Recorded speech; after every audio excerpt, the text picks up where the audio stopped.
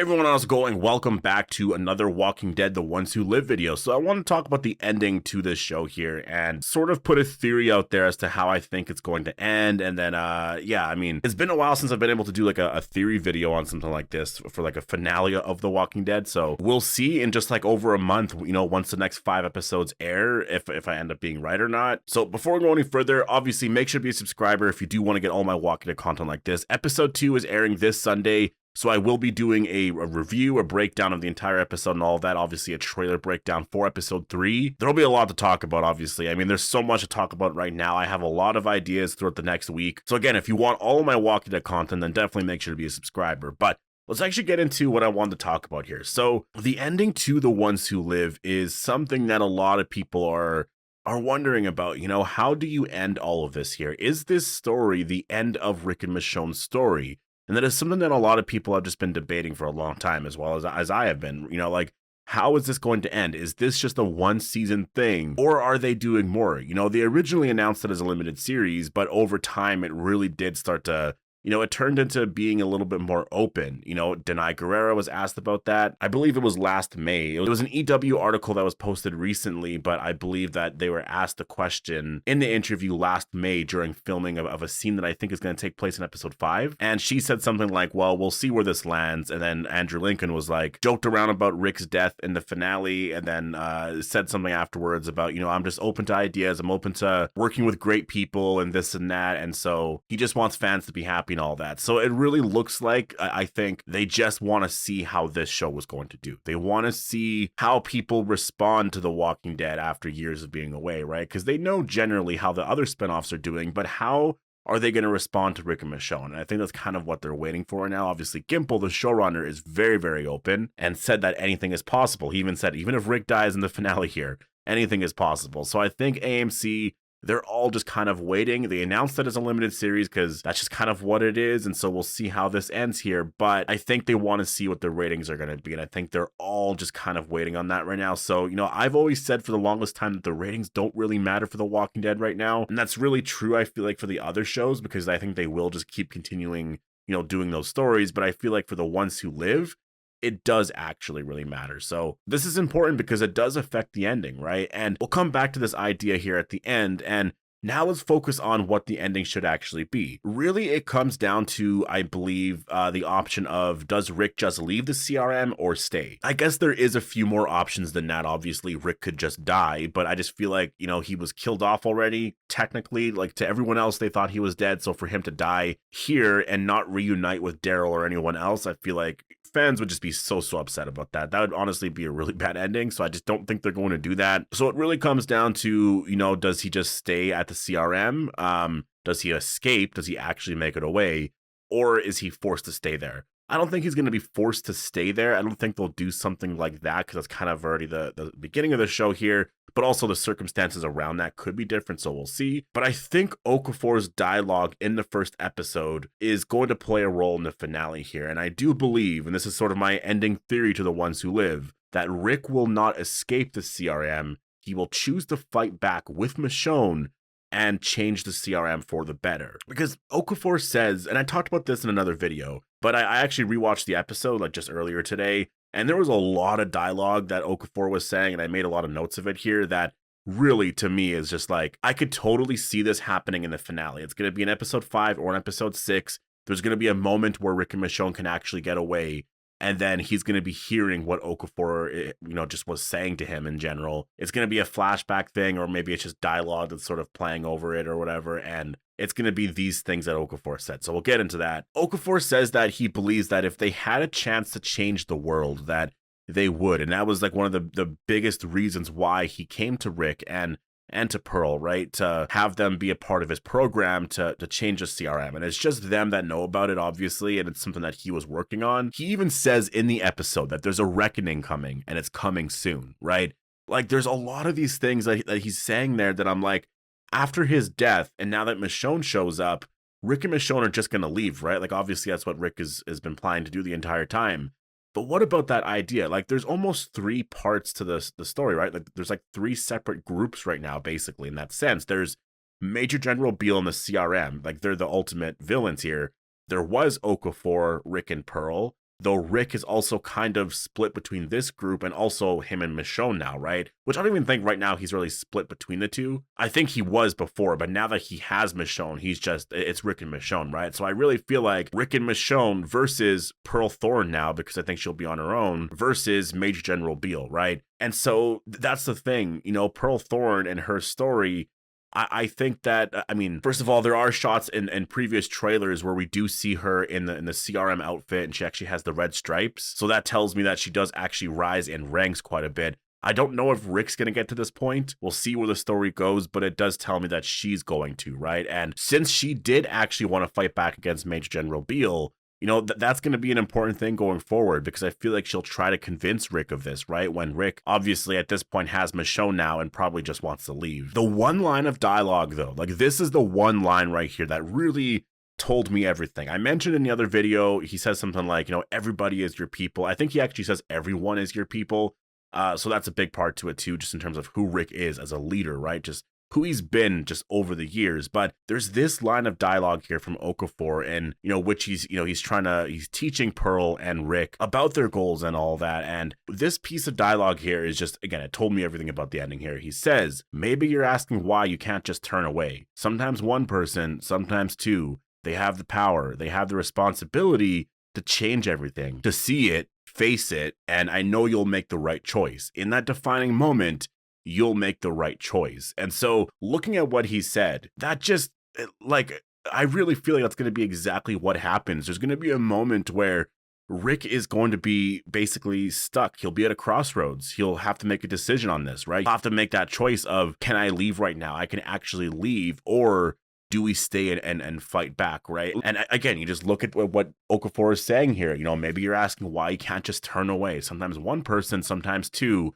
Obviously, in this scene, he's referring to Rick and Pearl, but I feel like in the future, this is going to be really referring to Rick and Michonne. Okafor then continues and says they have the power. They have the responsibility to change everything, to see it, face it, and I know you'll make the right choice. In the defining moment, you'll make the right choice. And I just think that Rick will be in a position at some point here in episode 5 or 6 to make that right choice and actually fight back. And I don't know how things are going to go. There's a lot of specifics in terms of where Rick and Michonne will be and all of that. But I really feel like that is definitely going to be a really big moment that does happen, and why I think Rick will obviously choose to fight back, because I just feel like if he just kind of decides to be like, you know what, no, I'm just gonna leave, me and Michonne are out now, you guys aren't my people, I'm just going away now, I'm going back home, sorry about that, I'm just you know what I mean, like I just don't think that's a thing that Rick is really capable of doing, right? Obviously he's so desperate to find Michonne and whatnot, but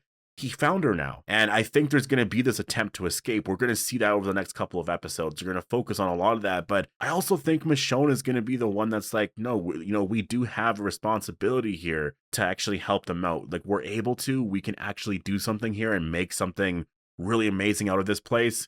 So we should. And just like Okafor said, in that defining moment, you'll make the right choice. And so I think that that's what we're building to here. And I think, again, this season isn't going to focus on the Civil War. That would be really cool if we did get that. Imagine if this season actually focused on this battle between Rick and Major General Beale. It does feel like a lot of setup. A lot of the early reviewers were saying after the first 4 episodes, it really feels like the CRM stuff is just starting. It just feels like we just kind of, we got the backstory and everything. Now we're starting. So it would be kind of insane to end it all within 2 episodes, like this big battle thing, when it just doesn't really make a lot of sense to me. Like it really just does not make a lot of sense to me. So, and especially because of Major General Beale. So let's talk about Major General Beale, right? Such a phenomenal character. I mean, just obviously we don't know a lot about the character yet. We saw him in episode 1, but the actor Terry O'Quinn is obviously just incredible. Perfect casting. Like to see Andrew Lincoln and Terry O'Quinn, both, stars of really massive franchises, right? Like The Walking Dead and Lost.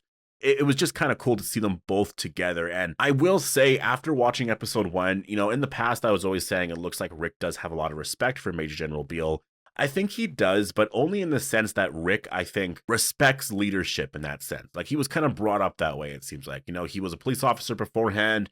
I think if people have more leadership than him, if they're higher in ranking, he just knows to respect that. And he just kind of, he goes with that. But I think Rick in general obviously does not like Major General Beale and a lot of what he's doing. He disagrees entirely with the CRM and what they're doing to people. When you focus on their interaction, it's really incredible because first of all, it feels like it is the first one. I know that they did see each other beforehand, but it really feels like from Beale's perspective, that really was the first time that he talked to Rick. Or maybe there was like something beforehand where he said something or whatever, but this was the first time that Beale really just like sat down with Rick and was just like, like, I don't know who you are or whatever. And again, Rick knows who he is, but Beale is trying to figure out, like, why are you even here? And I think that because Okafor kept him alive, Okafor, I guess, made the argument to Beale to keep Rick alive. I think that's why Beale is just so fascinated with Rick. And I will say he's not so fascinated with the character yet.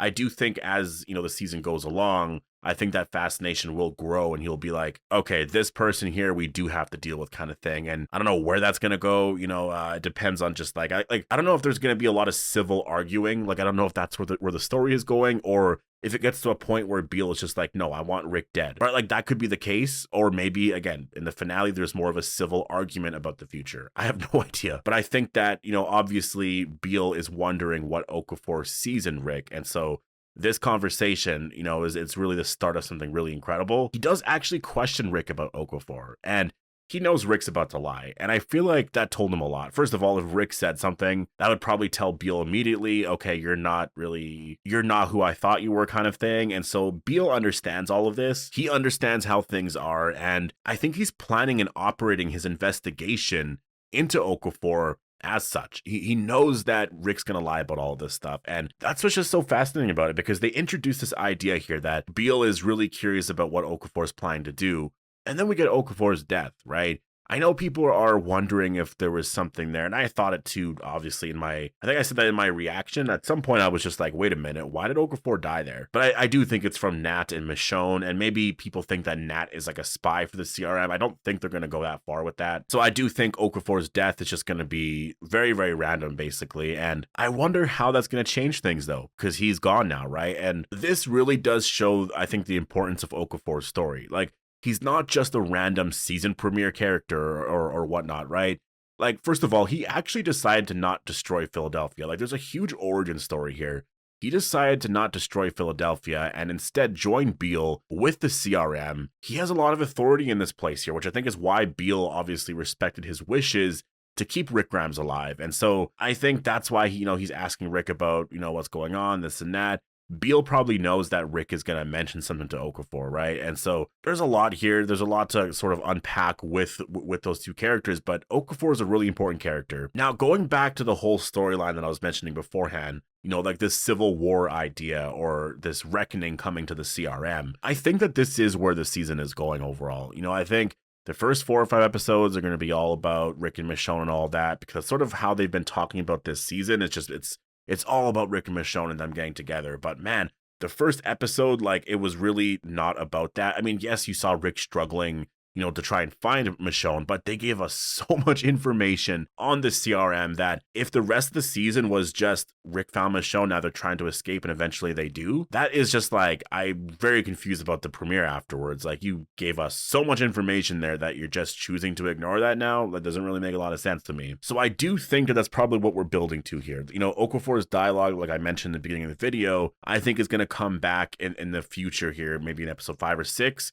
And I think we will see like this civil war or this reckoning, that's being led by Rick and Michonne against the CRM. I think that the ending, though, it's not going to end on a good note. And the reason why is because a lot of what Scott Gimple was saying actually about the possibility of a season 2 and whatnot. For those that don't know, Scott Gimple obviously is the showrunner of The Ones Who Live. And when asked about, if there could be a season 2 or any future seasons, he said that anything is possible. And then later on in a comicbook.com interview, when asked about, could there be future seasons or whatever, he said that something happens or something goes down the show, and he says something like that anyways. It's like, will there be more than one season, or could we get a trilogy of seasons as opposed to a trilogy of films kind of thing? And he says, well, like something does go down like in the show, and then he goes on to say, like with working with Denai Guerrera and Andrew Lincoln, there's always that optimism and all of that. So I just feel like, I don't know what he meant there by like something does go down. That could either mean Rick dies in the finale, so that's it, there's going to be nothing, or maybe it it means that something, you know, happens in the finale that basically, yeah, it practically confirms that there is going to be more. So I'm just like, it's kind of hard to say, you know, what actually happens, but it looks like the finale is going to, again, based off of the previous interviews that I was mentioning in the beginning of this video here,